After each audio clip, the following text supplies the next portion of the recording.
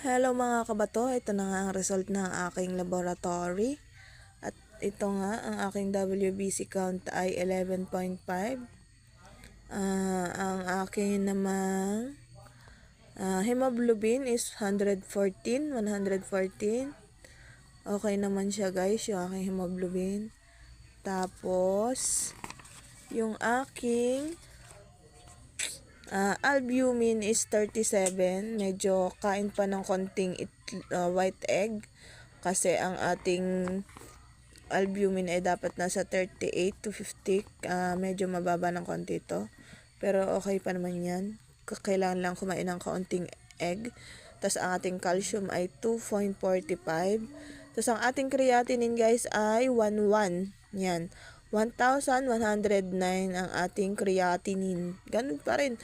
Sa mga katulad kong matagal na nga palang dialysis, hindi na talaga nagbababa ang ating creatinine. Tataas, bababa na lang yan. At normal na yan sa ating mga nagda-dialysis. Syempre, sira na nga yung ating kidney. Kaya ganyan na yan talaga yung ating creatinine. Yung aking nga palang phosphorus is 1.03. At ang aking potassium ay 4.10. Okay naman siya, yung aking potassium.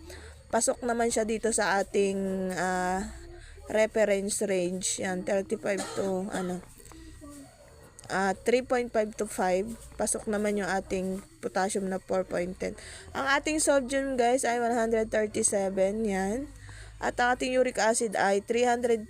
At okay naman yung mga result ng aking laboratory guys. Kaya wala namang binago sa aking mga gamot. Ganun pa din yung aking mga resetang gamot.